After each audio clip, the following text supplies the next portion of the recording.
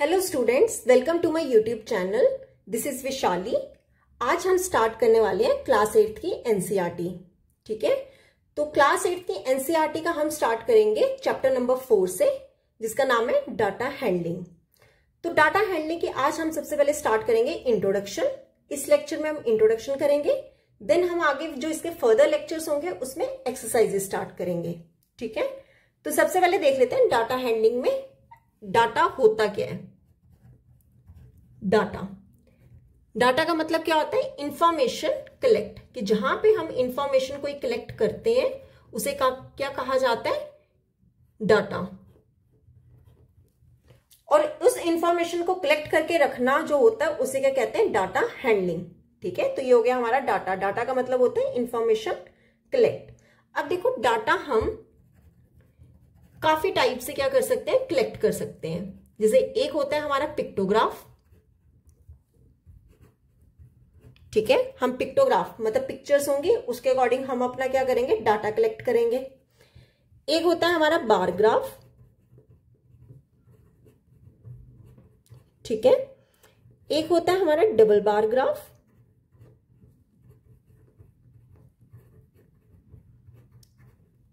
And एक होता है हमारा सर्कल ग्राफ।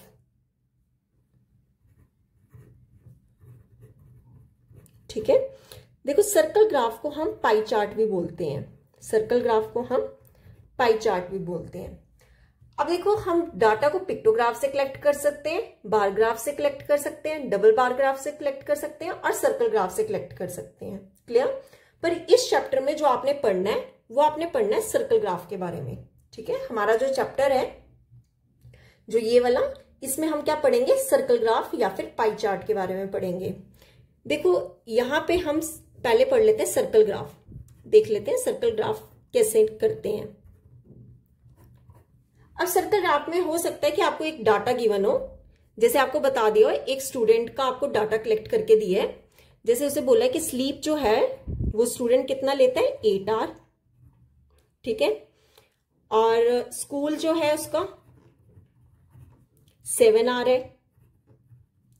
ठीक है, अब उसका होमवर्क जो है 24 आवर्स में से वो कितना है? 4 आवर। ठीक है, अदर कोई एक्टिविटी कर रहा है या कुछ भी कर रहा है, अपने कोई भी काम कर रहा है, वो कितने ले रहा है? 24 आवर में से 3 आवर्स ले रहा है। ठीक है, 24 आवर में से प्ले जो है वो कितना कर रहा है? 3 आवर कर रहा है। मतलब अगर मैं टोटल करूं कि इस स्टूडेंट का पूरे एक दिन का डाटा कलेक्ट किया मैंने, ठीक है, कितना टोटल है? 24 आवर। ठीक है, 8 + 7 + 4 + 3, एक्चुअली यहां पे आएगा +2 कर लो, +2 आवर, तब जाके ये क्या होगा? 24 आवर। कितना हो जाएगा ये? 24 आवर। अब मुझे ये डाटा कलेक्ट करके दिया होगा और मेरे को इसका क्या करना है? सर्कल ग्राफ बनाना है।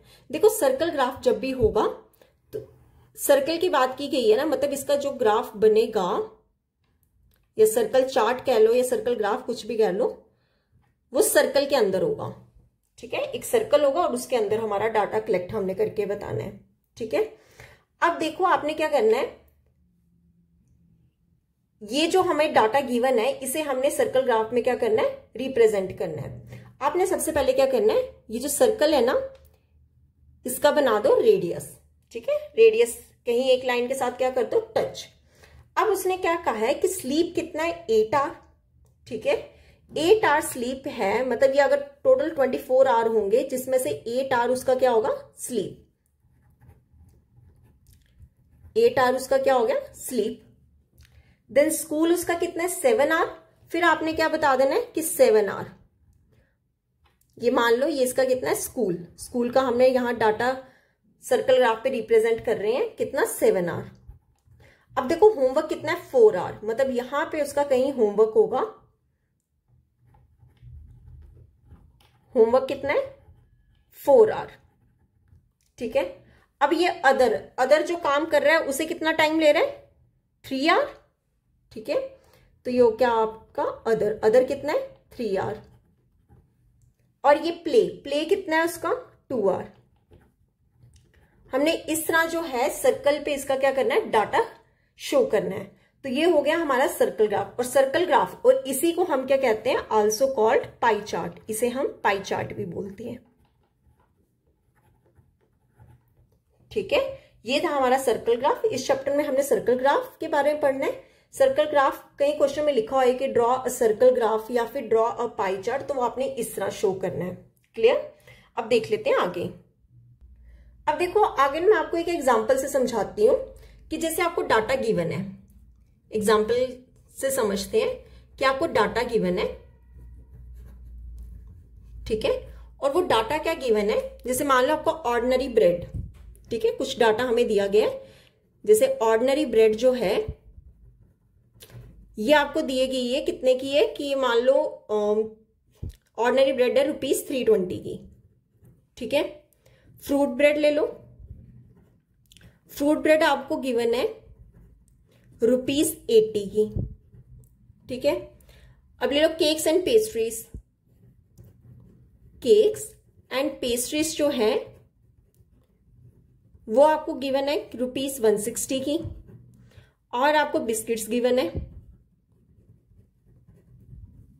बिस्किट्स मान लो आपको गिवन है ₹120 के, और अदर्स कुछ अदर आइटम्स होंगी वो आपको गिवन है ₹40 की, ठीक है। मतलब आपका जो टोटल है वो कितना है, इन सब का टोटल आपको गिवन है कितना, ₹720, ठीक है। और आपको बोल दिया जाए कि इसका ड्रॉ करो pie chart, draw a pie chart, ठीक है।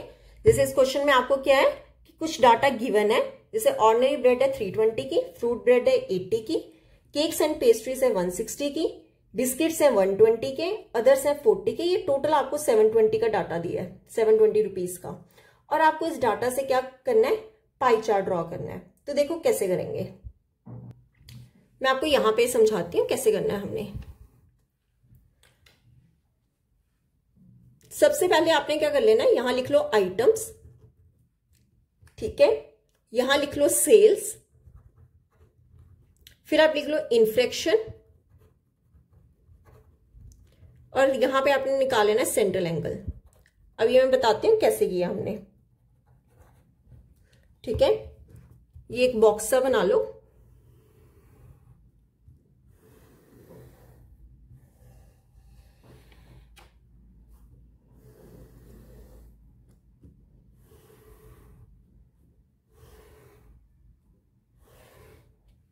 अब देखो सबसे पहले क्या दिया, ऑर्डिनरी ब्रेड। मैं यहाँ पे शॉर्ट फॉर्म में लिख लेती हूँ ओबी, पेपर में मत ऐसा करके आना शॉर्ट फॉर्म कुछ, ठीक है।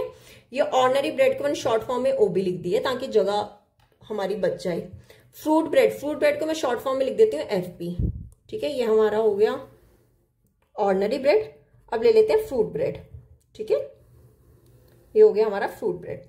अब है आगे हमारा केक्स एंड पेस्ट्रीज, इसको मैं CNP ले रही हूँ शॉर्ट फॉर्म में, CNP, ठीक है। उसके बाद हमारे क्या है, बिस्किट्स, वो ले लो, और फिर हमारे क्या है, अदर्स, वो ले लो, ठीक है। हमने इस तरह क्या कर लेना, डाटा बना लेना है। अब देखो, अब यहां पे सेल्स की जगह जो रुपीस है वो लिख लेते हैं। ऑर्डिनरी ब्रेड कितने की है, ₹320 की, फ्रूट ब्रेड कितने की है, ₹80 की, केक्स एंड पेस्ट्रीज कितनी है, ₹160 की, बिस्किट्स कितने के हैं, ₹120 के, एंड जो हमारा अदर्स है वो कितने के, ₹40 के, ठीक है। ये हो गया, हमने आइटम्स लिख लिया, और इस साइड हमने क्या लिख लिया, सेल्स लिख लिया। अब हम क्या लिखेंगे, इनफ्रैक्शन, ठीक है। इनफ्रैक्शन को आपने कैसे लिखना है कि जितने की आपकी सेल हो रही है उसको डिवाइड कर लेना टोटल से। टोटल कितना है, 720, ठीक है। कैसे करेंगे, जितने का आपका सेल है उसको डिवाइड कर लेना टोटल से। इनफ्रैक्शन में हमेशा करना, जो आपके पास सेल है उसको हमेशा डिवाइड करते हैं टोटल से, मींस 160 को डिवाइड कर लेंगे 720 से, फिर यहाँ पे 120 को डिवाइड कर लेंगे 720 से, अगेन यहाँ पे 40 को डिवाइड कर लेंगे 720 से। क्लियर? अब यहाँ पे ना सॉल्व कर लो, 0 से 0 कैंसिल, ठीक है। 32 डिवाइड में 72, ये किस टेबल से कटेगा, 8 के टेबल से काट लो। 8 4 का होता है 32, 8 9 का होता है 72, मतलब मेरे पास फ्रैक्शन यहाँ पे कितना आ गया, 4 डिवाइड में 9। ऑर्डिनरी ब्रेड का फ्रैक्शन कितना आ गया 4 डिवाइड में 9। अब यहाँ पे देखो ये 0 से 0 कैंसिल, ये 8 के टेबल से कट जाएगा, 8 1 का 8 9 का, तो फ्रैक्शन कितना आ जाएगा 1 डिवाइड में 9। क्लियर। अब यहाँ पे फिर देख लो, ये 0 से 0 कैंसिल, ये 8 के टेबल से कट जाएगा, 8 2 का 16, 8 9 का 72, तो फ्रैक्शन कितना आ जाएगा हमारा 2 डिवाइड में 9। क्लियर। अब ये 0 से 0 कैंसिल, ये किस टेबल से कटेगा, रुको एक सेकेंड, ओके, तो ये 12 के टेबल से कट जाएगा, 12 1 का 12 6 का, तो इसका फ्रैक्शन कितना आ गया 1 डिवाइड में 6। अब इसका निकाल लो, 0 से 0 कैंसिल, ठीक है, ये 4 के टेबल से कट जाएगा, 4 1 का ये कटेगा, 4 1 का 4, 4 8 का 32, 1 डिवाइड में 18। ठीक है, तो हमारा फ्रैक्शन क्या आ गया 4 डिवाइड में 9, 1 डिवाइड में 9, 2 डिवाइड में 9, 1 डिवाइड में 6 एंड 1 डिवाइड में 18। जब भी हमें इस तरह का डाटा हो तो सबसे पहले हमने फ्रैक्शन निकालना है, देन अब हम इसका निकालेंगे सेंट्रल एंगल। अब देखो सेंट्रल एंगल को कैसे निकालना है, जितना आपके पास फ्रैक्शन होगा उसको मल्टीप्लाई कर देना 360 डिग्री से। अगर आपको ना याद रहे कि 360 डिग्री, तो आपने याद करना है सर्कल चार्ट हमने पढ़ा है, सर्कल पूरा कितना होता है 360 डिग्री का ना। एंगल निकालना है, एंगल निकालने के लिए जो आपके पास फ्रैक्शन होगा उसको मल्टीपल किससे कर देंगे 360 डिग्री से। ठीक है, यहां पर 1 डिवाइड में 9 किससे मल्टीपल हो जाएगा 360 डिग्री।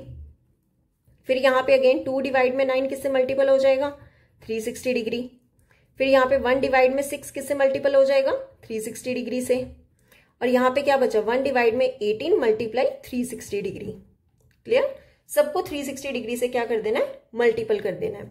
अब काट लो, 9 1 का 9 4 का, तो 4 मल्टीप्लाई 40 कितना हो जाएगा 160, तो ये एंगल कितना हो गया 160 डिग्री। मतलब ऑर्डिनरी ब्रेड का एंगल कितना हो गया 160 डिग्री। अब देखो फ्रूट ब्रेड का, देखो ये 9 1 का 9 40 का होता है 360, तो 1 मल्टीप्लाई 40 कितना हो जाएगा 40 डिग्री। ठीक है, ये अगेन 9 के टेबल से कट जाएगा, 9 40 का होता है 360, 2 मल्टीप्लाई 40 कितना होगा 80, तो टोटल कितना आ गया 80 डिग्री। क्लियर। अगेन यहाँ पे देखो 6 1 का 60, तो 1 मल्टीप्लाई 60 कितना हो जाएगा 60 डिग्री। सिमिलरली यहाँ पे देखो 18 1 का 18 20 का, तो ये टोटल कितना हो जाएगा 20 डिग्री। क्लियर।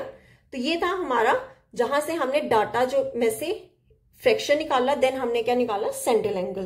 तो हमेशा जब हमें पाई चार्ट निकालना होगा तो हमें सेंट्रल एंगल से हम निकालेंगे। ठीक है, तो पाई चार्ट बनाने के लिए सबसे पहले आप क्या कर लो, एक सर्कल ड्रॉ कर लो। ठीक है, उस सर्कल का एक सेंटर बना दो। ठीक है, अब देखो मुझे एक चीज बताओ, एक सर्कल की जो लाइन सेंटर से पास करे वो क्या होती है, कौन सा एंगल बनाती है 180 डिग्री एंगल बनाती है ना। जो सेंटर से लाइन पास करती है वो सेंटर पे कितना एंगल बनाती है 180 डिग्री। ठीक है, अब देखो पहला वाला आपको कितना डिग्री एंगल है 160, मतलब 180 से वो थोड़ा सा कम होगा, 180 से थोड़ा सा कम होगा तभी 160 बनेगा। तो सबसे पहले आपने क्या करना है, मैंने आपको बताया था लाइन ड्रॉ कर लो। ठीक है, रेडियस बना लो। अब स्ट्रेट से थोड़ा सा कम बना लो यहां पे। ठीक है, ये आपका क्या हो गया ऑर्डिनरी ब्रेड। कितना है ये 160 डिग्री। ठीक है, ऑर्डिनरी ब्रेड कितना हो गया 160 डिग्री। देन आप चेक करो फ्रूट ब्रेड, फ्रूट ब्रेड कितना होगा, फ्रूट ब्रेड आपका कितना होगा 40 डिग्री। ठीक है, यहां से कर लो 40 डिग्री, तो छोटा सा बना लो एक 40 डिग्री, शॉर्ट फॉर्म में लिख रही हूं मैं फ्रूट ब्रेड। ठीक है, फ्रूट ब्रेड कितने 40 डिग्री। अब आपके पास अगला क्या है, केक्स एंड पेस्ट्रीज कितना है 80 डिग्री, तो यहां से आप बना लो केक्स एंड पेस्ट्रीज। ये हमें कितना है केक्स एंड पेस्ट्रीज 80 डिग्री। ठीक है, अब उसके बाद बिस्किट्स कितने हैं 60 डिग्री, तो यहां पे आप बना लो बिस्किट्स।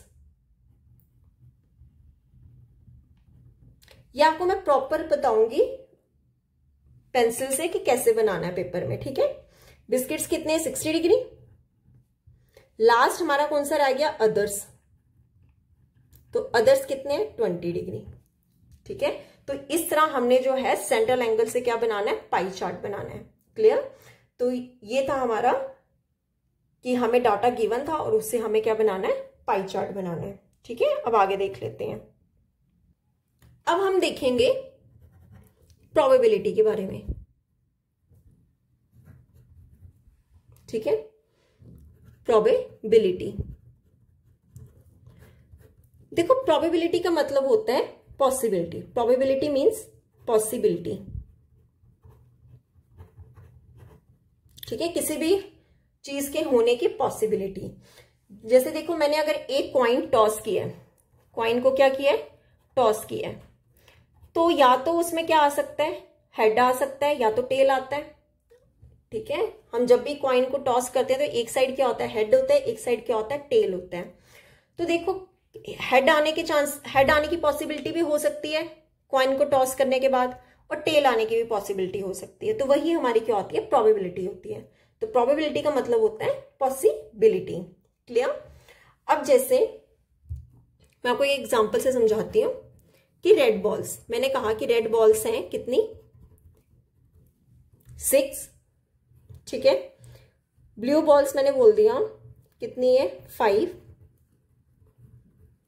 एंड ग्रीन बॉल्स मैंने कह दी कितनी है, 3। ठीक है, रेड बॉल्स कितनी है, 6, ब्लू बॉल्स कितनी है, 5, और ग्रीन बॉल्स कितनी है, 3। ये हमें क्या है, गिवन। तो यहां से हम पहले चेक कर लेते हैं कि टोटल बॉल्स है कितनी है। देखो टोटल बॉल्स कितनी होगी, इन तीनों का सम। ठीक है, इन तीनों का सम कितना होगा, 14। तो टोटल बॉल्स कितनी होगी हमारी, 14। ठीक है, अगर अब आपसे पूछ लिया जाए कि बताओ कि हमारे पास रेड बॉल्स आने की प्रोबेबिलिटी कितनी होगी। ठीक है, जैसे मुझे फाइंड करना है कि बताओ प्रोबेबिलिटी ऑफ रेड बॉल्स कितनी होगी, तो आपने चेक करना है कि कितनी रेड बॉल्स है। रेड बॉल्स कितनी है, 6 है, उसे आपने हमेशा डिवाइड कर देना टोटल से। टोटल कितना है, 14। क्लियर।